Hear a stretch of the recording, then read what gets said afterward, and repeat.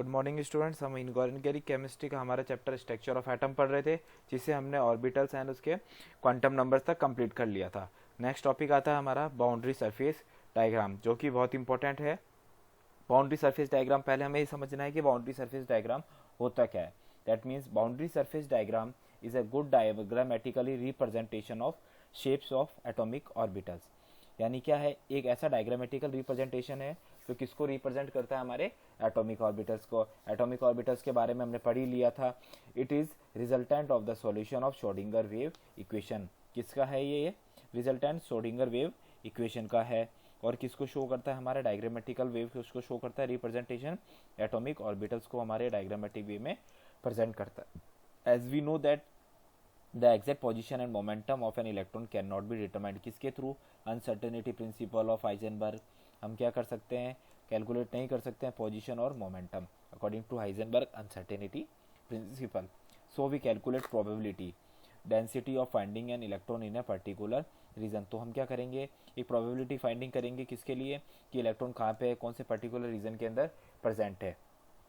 Boundary surface diagram is a boundary surface और a contour surface drawn in a space for an orbital on which the value of probability density is constant. जिसको हम किससे show करेंगे, साई से show करेंगे।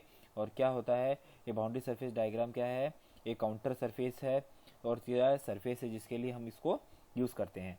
The boundary surface diagram of constant probability density is considered as a good and acceptable approximation of shape of orbital if the boundary surface enclose the region of volume with probability density of more than 90%। यानी हमारी 90% probability के लिए density को use किया जाता है। यानी कि जो भी हमें बाउंड्री सरफेस डायग्राम के थ्रू हम उसकी एक्चुअल कंडीशन का तो पता नहीं कर सकते हैं, लेकिन हम मैक्सिमम से मैक्सिमम उसे 90% तक ज़्यादा मान सकते हैं। This means that the boundary surface enclosing a constant probability density of let's say 50% want to considered as good. यानी हम उसे 50-50 काउंट कर सकते हैं। अब हमारा यूज़ आता है कि हम बाउंड्री सरफेस डायग्राम को यूज़ क्यों करते हैं। Why boundary surface diagram is not taken with constant probability density of 100%। यानी इसको 100% क्यों नहीं माना जा सकता है। देखिए, the answer is that any distance from the nucleus the probability density of finding an electron is never zero.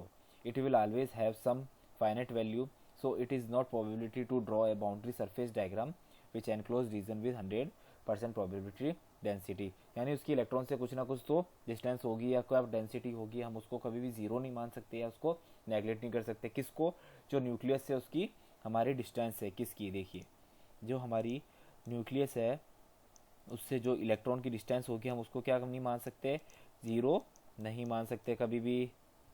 क्योंकि क्या है, कुछ ना कुछ तो उसकी वैल्यू होगी ही होगी। इसलिए हम क्या करते हैं, बाउंड्री सरफेस डायग्राम का यूज़ करते हैं।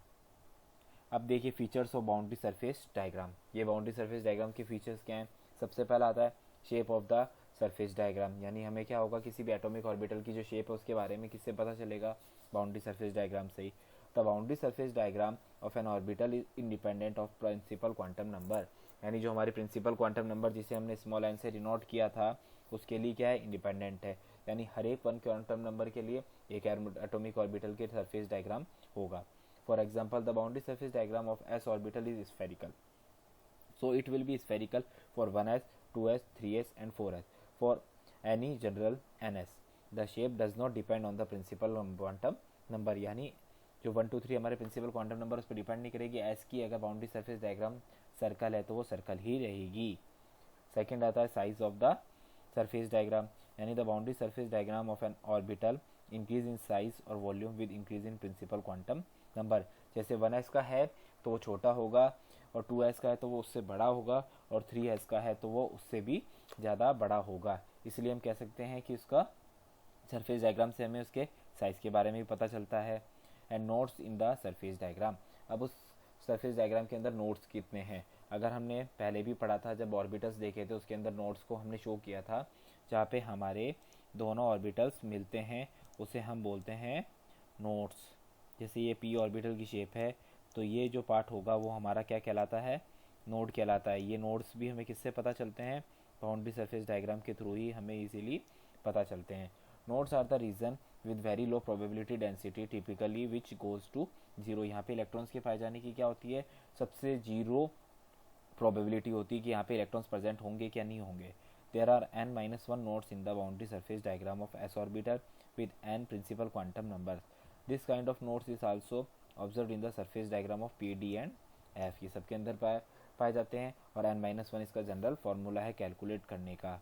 अब देखिए, ये होती है हमारी s ऑर्बिटल की सरफेस डायग्राम और ये भी s है, लेकिन ये क्या है 1s है और ये 2s है, यानी इसकी जो एनर्जी लेवल है वो ज़्यादा है और उसकी वेवलेंथ भी ज़्यादा है क्योंकि उसके प्रिंसिपल क्वांटम नंबर्स इंक्रीज़ हो रहे हैं। प्रिंसिपल क्वांटम नंबर के इंक्रीज़ होने के साथ साथ ही वो भी इंक्रीज़ होगा। अब हम देखते हैं p ऑर्बिटल।